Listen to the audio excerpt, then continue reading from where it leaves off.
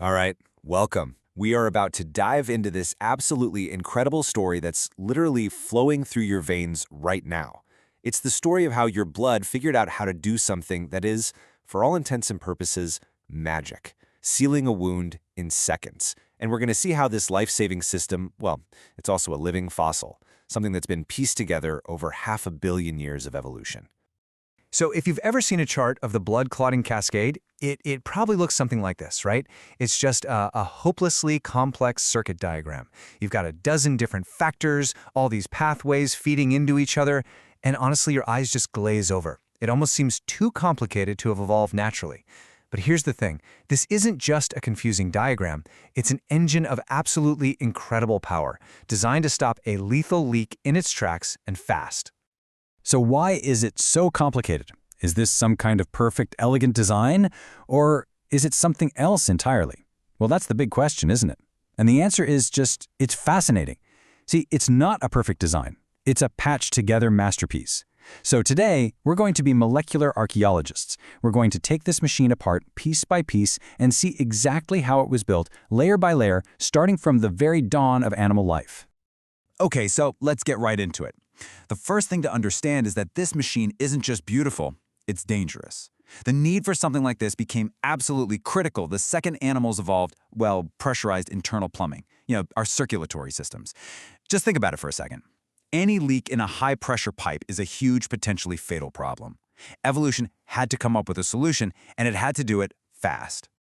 And that's the central paradox right there. A system that's powerful enough to form a clot in seconds, well, it's also powerful enough to clog up your entire circulatory system, causing a stroke or a heart attack. So the real challenge for evolution wasn't just building an engine to stop you from bleeding out, it was building brakes powerful enough to keep that same engine from killing you. All right, so to really get our heads around this thing, where do we even begin? Well, we have to strip away all the modern bells and whistles.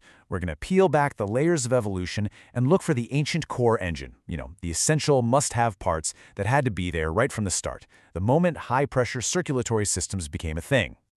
And you know what? It all boils down to a pretty simple three-step process. First, you need a trigger that only goes off when there's an actual injury. That's a protein called tissue factor, and it's normally kept hidden from the blood. Next, you need a master switch to crank up the volume on that signal. That's thrombin. And finally, you need the actual stuff to build the plug, the net, which we call fibrin. That's it. This three-part system, it's the absolute bedrock of clotting for all of us vertebrates. So how did evolution actually build this? And this is where it gets really, really cool. It didn't invent these parts from scratch. No way. Instead, it acted like a tinkerer in a garage. It just grabbed a bunch of pre-existing reusable parts, think of it like a molecular Lego set, and just started snapping them together in new ways to do this vital new job. Okay, so the absolute heart of this whole machine is a Lego piece called the serine protease. Now, a protease is just a fancy word for a molecule that cuts other molecules. It's basically a tiny pair of molecular scissors. And this is a super ancient tool. Nature was using it for things like digesting your food long before blood was even a thing. So what did evolution do? It just hit copy-paste on this cutting engine over and over again, tweaked each copy a little bit, and wired them together to create the incredible chain reactions that make clotting work. Then, for us vertebrates, came a real game changer. A brand new Lego piece called the GLA domain. The best way to think about this thing is as a molecular anchor. It needs vitamin K and some calcium, and what it does is it physically sticks those clotting scissors right onto the surface of the injured cells at the wound site. And this was a revolution.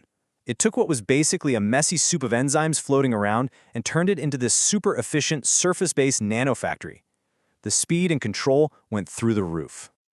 And of course, to make sure all these new parts were assembling in the right place, evolution added even more modules, like these things called Kringle domains. Seriously, the best way to picture these is as strips of molecular Velcro. They're just these specialized little shapes that let the proteins grab onto the fibrin clot or other cell surfaces.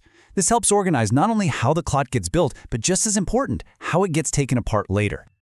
So the big takeaway here is that our clotting system is basically a living museum of ancient protein parts. You've got these ancient cutting engines, the serine proteases, you've got ancient binding modules like the Kringles, and then you have these newer vertebrate inventions like the GLA domain for targeting and these huge scaffold proteins, all of it wired together in a new way to solve this very specific problem of high-pressure bleeding.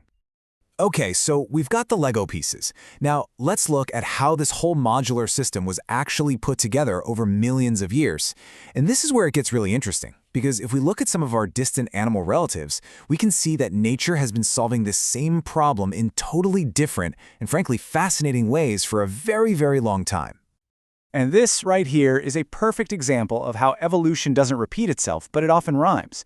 Check out the horseshoe crab, an ancient creature that evolved its own clotting system completely separate from ours. But look at the logic. Its system isn't triggered by an injury. It's triggered by a bacteria. It's an immune system first and a leak sealer second. It uses completely different proteins, but the core engineering principle, it's exactly the same. Recognize the danger, amplify the signal like crazy, and then form a gel. So back to our system. The vertebrate network was assembled in stages. First, you get the core tissue factor pathway. That's module 1. Then, as blood pressure started to ramp up in animals, evolution bolted on these huge cofactor proteins, factors V and V8, which act like turbochargers, making the whole reaction thousands of times faster. But with all that new power, you need control. So module 3 was adding powerful brakes, like antithrombin and protein C. And then way later, you get this extra thing called the contact pathway tacked on. We now know it's a late addition, probably has more to do with inflammation than actually sealing a basic wound. Okay, so this whole evolutionary story, it's not just some cool academic exercise. It's actually incredibly practical. Because this history explains everything. It explains the weird quirks, the vulnerabilities, and the real-world diseases that affect our bodies. And when you look at it through this evolutionary lens, a lot of modern medicine suddenly clicks into place. Why do people get hemophilia? Well, it's a defect in those massive fragile turbocharger proteins, factors 8 and 9, the ones that were added later. How do anticoagulants like warfarin work? They target that GLA domain, that unique vertebrate innovation that anchors the whole system. And why can you be missing factor 12 and not have a bleeding problem? Because as we just saw, it was a late evolutionary add-on, not part of the original essential kit. So, when you get right down to it, the coagulation cascade is not some clean, rationally designed machine.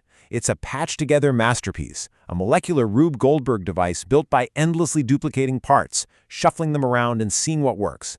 It's a beautiful mess, a living fossil record of how evolution solved one of life's most urgent problems.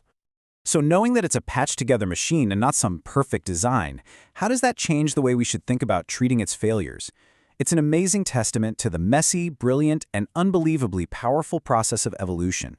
This history, written right into our proteins, explains everything from why a simple paper cut stops bleeding to the deep origins of complex diseases. It really forces us to see this system not as a static diagram in a textbook, but as a piece of living, breathing history full of quirks, vulnerabilities, and just incredible ingenuity.